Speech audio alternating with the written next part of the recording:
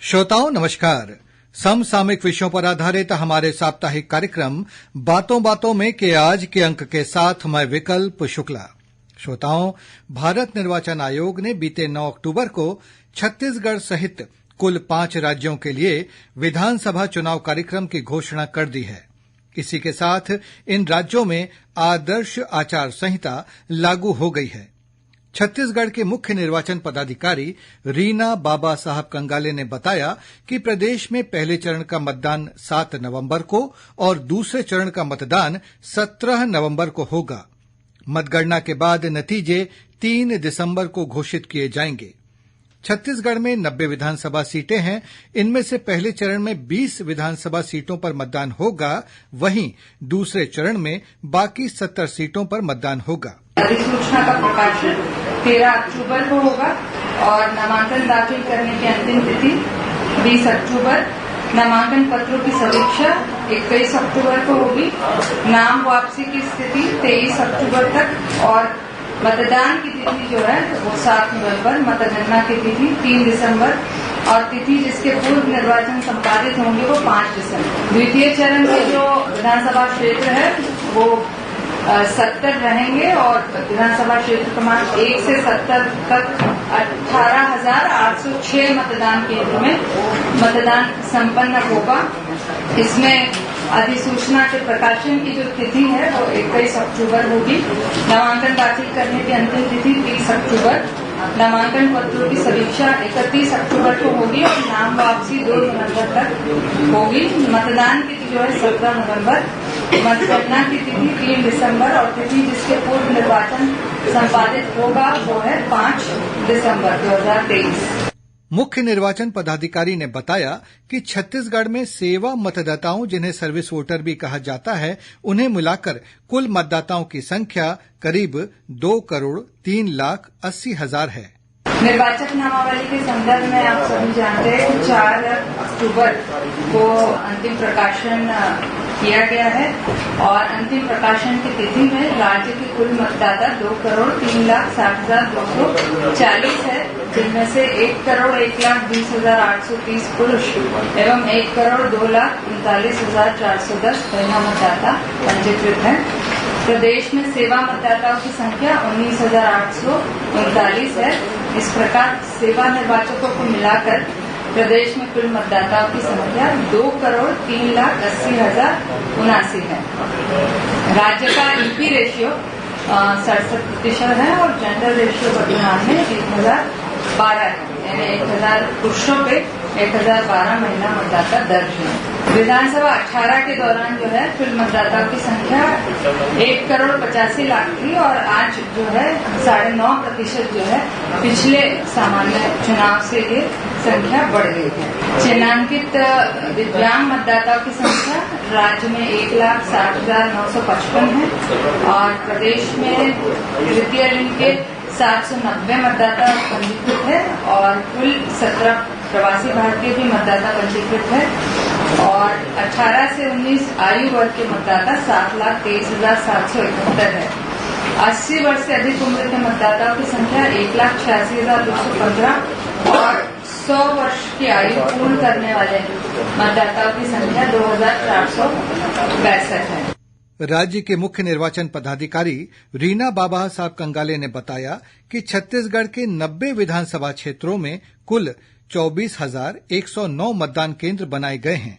इनमें से 3,227 polling booth शहरी क्षेत्रों में और 17,693 मतदान केंद्र ग्रामीण क्षेत्रों में स्थित हैं। राज्य में 24,109 मतदान केंद्र है और 20,920 मतदान केंद्र लोकेशंस है। 17,000 जो है ग्रामीण है और 3,000 शहरी है और सभी मतदान केंद्रों में जो सुनिश्चित न्यूनतम सुविधाएं हैं, जैसे कि रैंप है, पेयजल है, विद्युत है, शौचालय है, इनकी व्यवस्था कर दी गई है।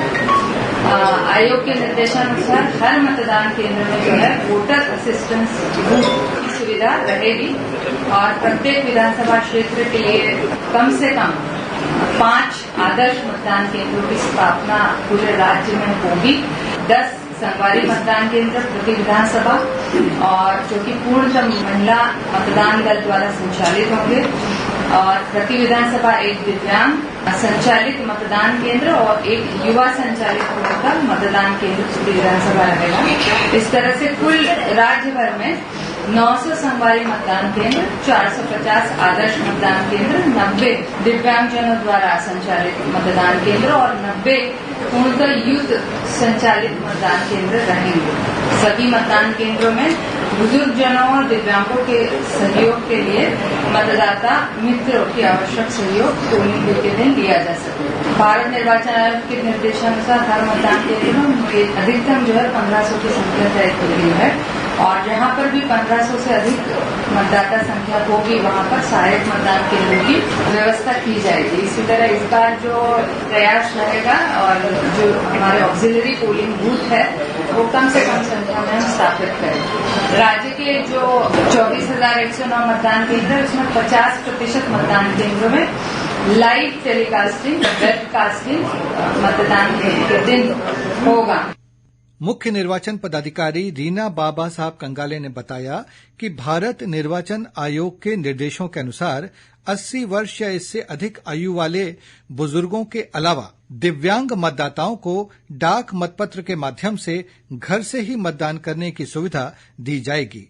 डाक मतपत्र की सुविधा इस बार जो है होम वोटिंग पहली बार छत्तीसगढ़ राज्य में होने जा रहा है और भारत निर्वाचन आयोग के निर्देशानुसार 80 वर्ष या उससे अधिक आयु वाले वृद्धजन, 40% या उससे अधिक दिव्यांगता रखने वाले दिव्यांगजन और कोविड-19 संक्रमित मतदाता इन सभी के लिए डाक मतपत्र की सुविधा होगी और डाक मतपत्र के माध्यम से घर पर ही वे अपना वोटिंग कर सकेंगे। इसके अलावा जो हमारे सेवा मतदाता है वो ईटीपीबीएस और निर्वाचन ड्यूटी में तैनात मतदाता पोस्टल बैलेट के माध्यम से मतदान करेंगे और ऐसे निर्वाचन कर्मी जिनकी ड्यूटी अपने ही विधानसभा क्षेत्र में लगी है ऐसे लोगों को निर्वाचन कर्तव्य प्रमाण पत्र या ईडीसी जारी किया जाएगा। इस बार विशेष ये रहेगा कि जो निर्वाचन ड्यूटी में तैनात मतदाता है वो अपना पोस्टल बैलेट पहले मतदान दिवस के पूर्व तक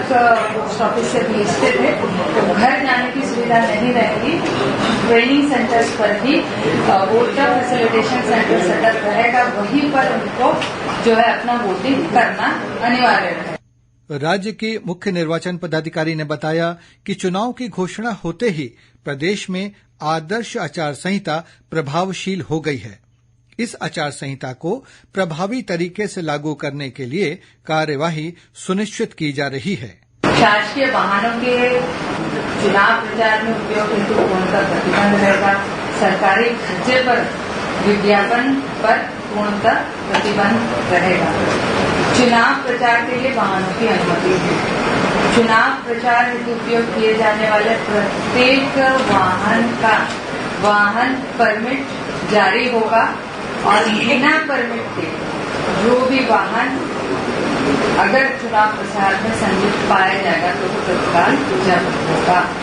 हर वाहन को जो भी वाहन परमिट जारी होगा वो जिला कार्यालय या मुख्य निर्वाचन पदाधिकारी कार्यालय से जारी होगा। उसको अपने वाहन पर विंडशील्ड पर चस्पा करना अनिवार्य रहेगा। प्रचार के लिए किसी भी प्रकार के सरकारी वाहन का उपयोग नहीं किया जाएगा। आम सभाओं के लिए सार्वजनिक स्थलों की पहचान पहले से जिला प्रशासन द्वारा की गई है और कोई सभा स्थल यदि शैक्षणिक संस्था है तो उसमें संस्था प्रभारी के अनापत्ति प्रमाण पत्र अनिवार्य रूप से लेना होगा। सभा का आयोजन रात के 10 बजे के पश्चात प्रतिबंधित रहेगा। आयोजित की जाने वाली प्रत्येक सभा के लिए अनुमति आवश्यक होगी और मतदान समाप्ति के लिए निर्धारित समय से 48 घंटे पूर्व की अवधि के दौरान कोई भी सभा आयोजित नहीं की जा सकती है। रैली की अनुमति के लिए मार्ग पूर्व से तय होगा और इसका उल्लेख आवेदन में किया जाएगा और रैली के प्रारंभ और अंत का समय एवं स्थान पूर्व से निश्चित रहेगा और रैली के मार्ग में किसी भी प्रकार का परिवर्तन नहीं किया जाएगा और रैली की लंबाई अत्यधिक है तो कुछ अंतराल के बाद उसको तोड़ा जाना चाहिए। वाहनों का उपयोग करके जो रोड शोज होते हैं उसमें 10 से अधिक वाहनों की दशा में 10 वाहनों के बाद 100 मीटर का अंतराल होगा। सर्वोच्च न्यायालय के निर्देशों के अधीन ही रहकर लाउड स्पीकर के उपयोग की अनुमति दी जाएगी। लाउड स्पीकर की अनुमति रात्रि 10 बजे से सुबह 6 बजे तक प्रतिबंधित रहेगी। जो अस्थायी राजनीतिक प्रचार कार्यालय की अनुमति है वो किसी भी शैक्षणिक संस्था, अस्पताल या उससे लगे हुए भवन या मतदान केंद्र से 200 मीटर की परिधि में किसी धार्मिक भवन में नहीं संचालित किए जाएंगे।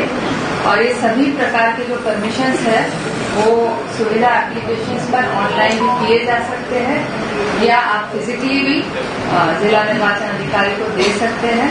और पहले आओ पहले पाओ इस सिद्धांत पर अनुमति प्राप्त होगी। श्रोताओं, छत्तीसगढ़ में प्रथम चरण के तहत जिन 20 विधानसभा क्षेत्रों में चुनाव होना है वहां 13 अक्टूबर को अधिसूचना जारी होने के साथ ही नामांकन दाखिले की प्रक्रिया शुरू हो गई है।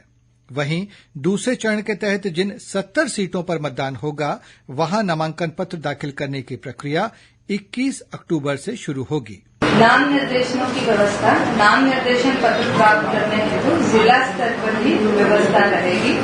नाम निर्देशन के लिए अभ्यर्थी नामांकन केंद्र के 100 मीटर के परिधि तक मात्र 3 वाहन ला सकेंगे और नाम निर्देशन के लिए अभ्यर्थी कुल 5 व्यक्तियों को ही नामांकन कक्ष में प्रवेश कर सकेंगे। ऑनलाइन भी आप नाम निर्देशन पत्र भर सकते हैं। इसकी व्यवस्था सुविधा ऐप के माध्यम से दी गई है, परंतु ये अनिवार्य रहेगा कि रिटर्निंग अफसर के समक्ष में प्रैक्टिशनर जो है वो शपथ पत्र और नाम निर्देशन पत्र का जो फिजिकल कॉपी है वो भी सबमिट करेंगे 4 सेट में और इसमें अपना नवीनतम फोटो भी उनको देना रहेगा। तो श्रोताओं, इसी के साथ हमारा आज का यह समसामयिक विषयों पर आधारित कार्यक्रम संपन्न होता है। अब हम आपसे विदा लेते हैं। नमस्कार।